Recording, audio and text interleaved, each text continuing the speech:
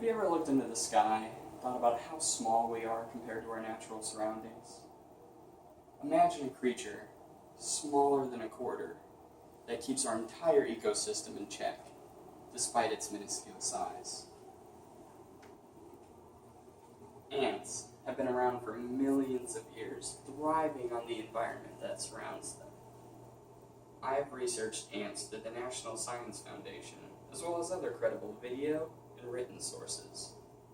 To help you understand these insects, I will explain their physical makeup and how this ties into their behavioral values, how ants help the environment around them, and how to get rid of them if they're in a place you don't want them to be, such as your home or business. With these ideas in mind, we can start understanding ants by knowing what makes an ant an ant. Thankfully, there's a website that will help with this called askabiologist.asu.edu. When ants are navigating across your lawn, what you don't see are invisible trails left behind for other ants to follow. Ants have a rear section of their body known as the gaster, which houses their digestive tract, their heart, and a gland that secretes chemicals for communication. Ants can communicate different messages through different chemicals and different amounts of chemicals. Ants also have a petiole, which is a flexible joint between their chest and their gaster. This helps them raise and lower their gaster for stinging enemies and for secreting the chemicals. Their chest portion is known as the mesosoma, which houses the muscles that power the insect's legs.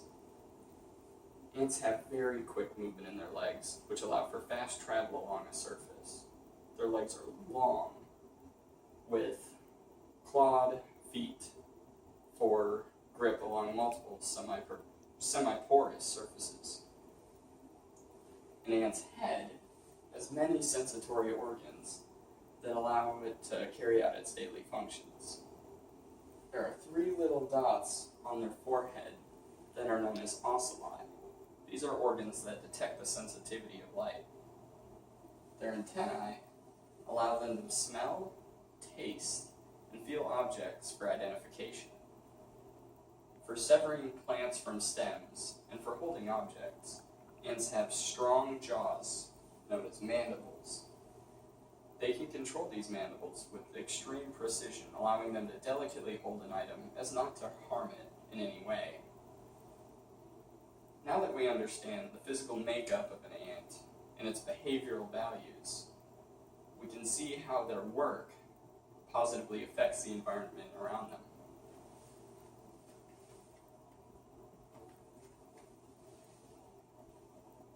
All living things fall within a section of a food chain. The circle of life, it's called sometimes. This idea encompasses plants and animals that eat, yet are also eaten. Studies have shown ants to have a particular taste for grasshoppers, termites, and other pests, written in an article from Missouri's Botanical Garden. In the Journal of Hymenoptera, ants have been found to help Vietnamese farmers protecting their crops, and in return, the farmers end up feeding the ants. Ants, also like humans, have the ability to farm themselves. Ants end up taking care of these little insects known as aphids, which excrete little bits of honeydew for the ants to consume from eating vegetation. While ants help the aphids eat vegetation, they also help other animals eat, just in a different way. There are a variety of species that eat ants in their main diet, such as birds, frogs, carnivorous plants, and even their own species. There has been a symbiotic relationship found between the pitcher plant and a specific species of ant known as the diver ant in the rainforest regions. These diver ants end up bringing nutrients to the pitcher plant, and in return, eat the dissolved insects within the pitcher plant's digestive pool. In Harvard University's website, it has been found that ants are helpful to the soil in multiple different ways.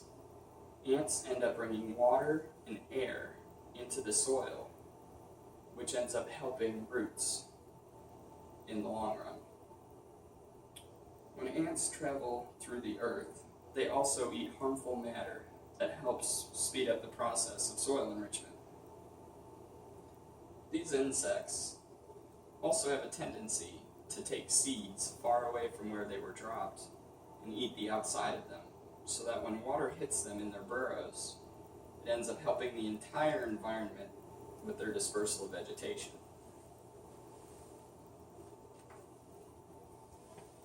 Though they are helpful within their own ecosystems, they can be kind of hazardous or harmful to our human way of life. This being said, they do find their way into our homes and businesses, usually looking for food. Missouri Botanical Gardens' website shares information on carpenter ants' invasion of homes and businesses, and how they burrow into wooden structures on both the inside and outside of a building, which can usually put them a little too close for comfort. A lot of people choose to go to a store and buy chemicals to kill them, which is fairly easy, so I'll leave that part out. I will explain to you, however, how to get rid of them with some other neat tricks and other ways to do it. When ants use their chemicals to make lines, you may take scented oils and cover up their trails so that they have no way of knowing where they're going.